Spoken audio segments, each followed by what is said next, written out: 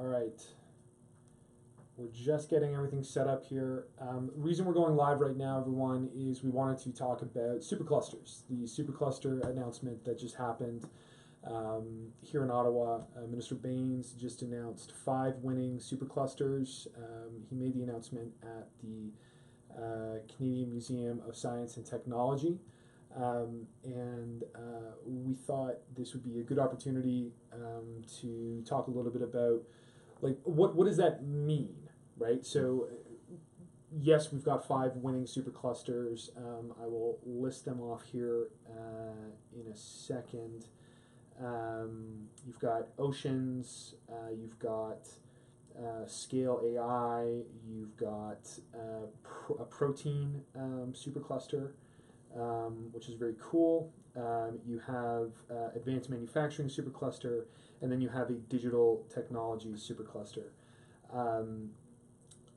Without getting into the specifics of each of those bids, I thought this would be a good opportunity to talk sort of a little bit more broadly about what is a supercluster, right? Like, what does that mean? Why is this important? Okay, so the idea behind a supercluster, or just a cluster in general, is that firms tend to congregate together in a tight geographic area. They tend to, what economists call, agglomerate. And the reason for that is simple, that if you're a firm in an industry, you need access to skilled labor, you need access to suppliers, just the same way your competitors do. So firms in the same industry tend to cluster in the same geographic region. So think automotive in Detroit, Akron, Ohio used to be the home of most of North America's tire manufacturers for that reason. But the problem is when you get a lot of firms in the same space, the tendency is for them to free ride on each other a little bit. So the idea is like, look, I'm not going to train my workers in new methods when I can just go poach them from the company around the road. Or I'm worried that the company across the road is going to poach my workers for me, so I'm not going to train them, or I'm not going to do as much R&D as I should. So you run into all of these kind of free rider type problems. So the idea of having government involved here, and we've seen it in other countries like the United States and Silicon Valley, that was done largely through the U.S. defense industry, is to try and get firms to work together to avoid these sort of free riding problems on labor and on R&D. So that's what the government's trying to do here, is that have, let's say, AI companies in Montreal work together with a little bit of government money to advance R&D and do the things they need to do to become truly globally competitive. So I guess my question is, like, that sounds great. That sounds awesome. 2020, we often think about role of government and what the federal government actually can't do, has the power to do, has the power to not do.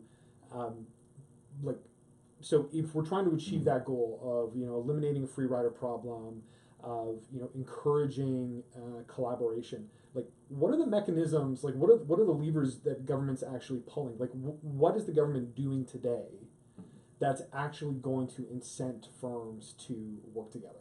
Well, what the federal government did here was try not to be too prescriptive. So basically they went to industry and said, you guys understand the problems you face. You guys understand the challenges you face better than we do. So what we want you to do is work together with each other, figure out what the bottlenecks are and what it would cost to address those bottlenecks. And government can throw in a little bit of money. It's $950 million for the 5 clusters. And that's the basic idea, that the government is not, in a sense, telling industry what their problems are. Industry is coming to government and saying, look, we think we could really accelerate this if we had sort of shared research and development dollars, let's say, as an example.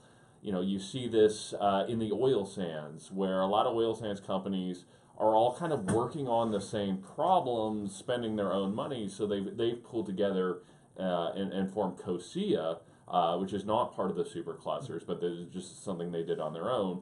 The idea being that their R&D dollars go farther when they work together rather than each of them in their own kind of silos spending, their own money trying to solve the exact same problem.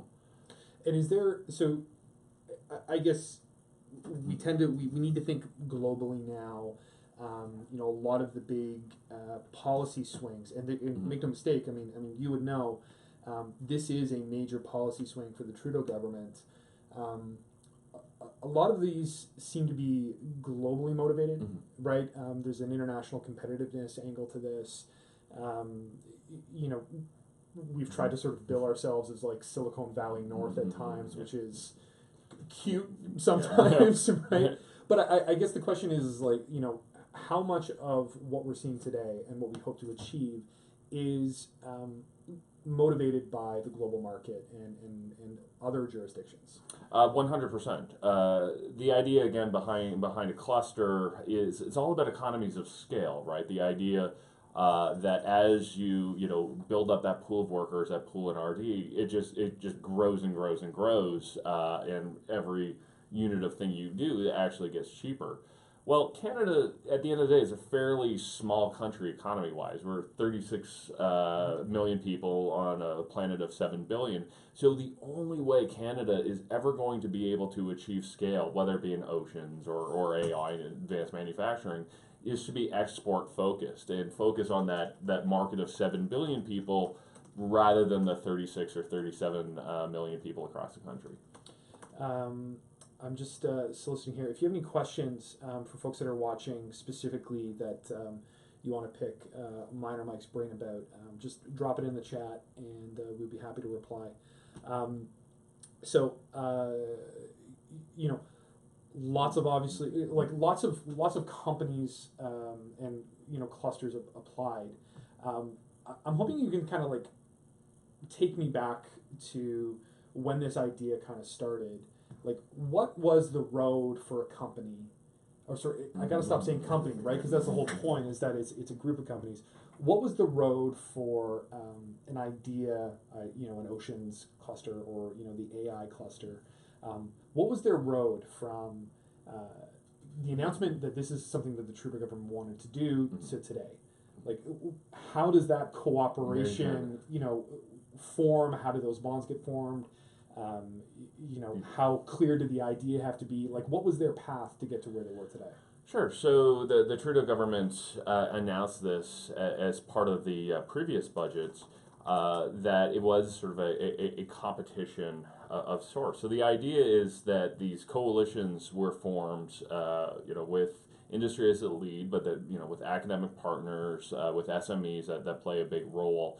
So a lot of times, it's essentially people sort of working their Rolodex, or the 2018 digital version of their Rolodex, saying, you know what, this is kind of a cool idea. So I'm going to call the university, I'm going to call the people in my trade association or what have you, and say, is this something worth pursuing?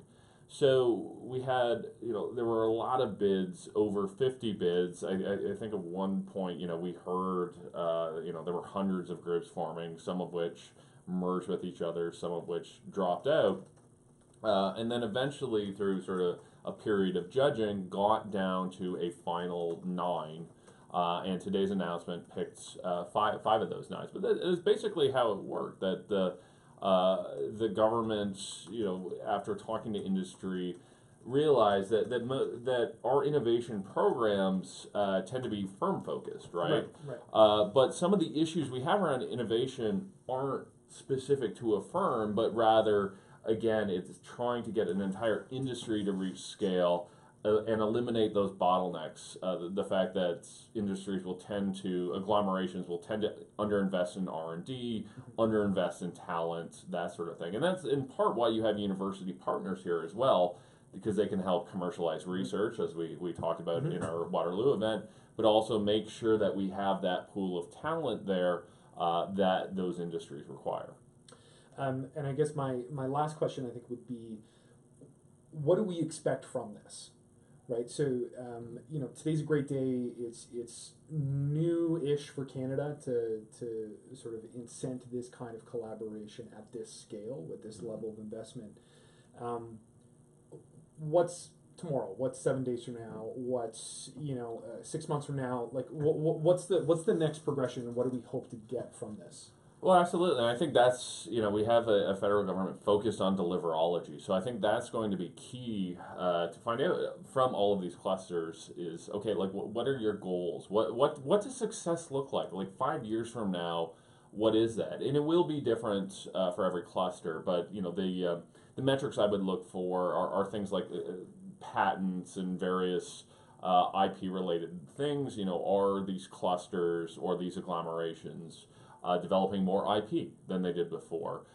Exports as well would be another one. That are our companies growing? Are they exporting more? Again, because this is all dealing with economies of scale. So if we're just kind of selling more within Canada, I would consider that a bit of a failure. The idea is the only way we reach scale is by accessing those global markets. So those are the metrics I would personally use to determine the success or failure of any of these clusters.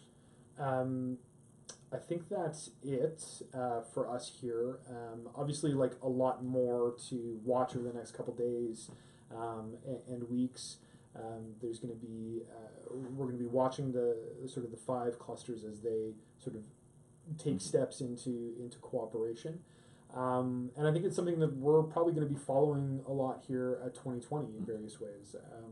You yourself worked heavily on the innovation file at ISED and are going to be working more on that here at 2020. Is there anything specifically that, from a policy angle that, or an implementation angle, like you said, that like we need to be watching for, over the next couple, weeks? Yeah, I would like to see, again, the sort of announcements of, okay, what are you actually going to do with that money? So for these things, a big one is where is this money going to sort of geographically be spent? And we've already heard for advanced manufacturing, it's going to be centered around the Mars district in Toronto. But that idea, like looking at, what are the announceables going forward? Saying, okay, this is how much money we've got, and we're spending 10 million this way, 15 million that way. And again, looking for those success metrics of, okay, what do you actually hope to accomplish? Because we should be measuring the success or failure of this not through the inputs, not through how much these superclusters spend, but some goal, whether it be exports or jobs or patents or IP, that sort of thing. That's, I think, how we need to address this. And that's like a change of thinking for us normally here. Usually it's just like, how much money do we spend? Thank you very much, Mike. Thank you very much for everyone who joined us. Like I said, we're going to be following this more over the coming days and weeks. A couple other things here. Mike referenced it. We did an event last week with the University of Waterloo, who actually I see is involved in 2 of the winning superclusters today. That conversation was about commercialization of research, unlocking sort of that research potential. Today's announcement has a lot to do with solving that problem. So it's on our Brief Remarks podcast feed, which you can subscribe to on iTunes, on Google Play, on Stitcher, or Canada2020.ca. That will actually be the last podcast of Brief Remarks, but as we mentioned, we're not going to leave you alone for long. We're actually in development of a few new podcast ideas here. So if you've missed that kind of content, we're not going to leave you hanging. I would say that's it. Anything else to add? No, I think that we're good for today. We are good for today. Perfect. Thanks very much, everyone, and we'll see you again soon.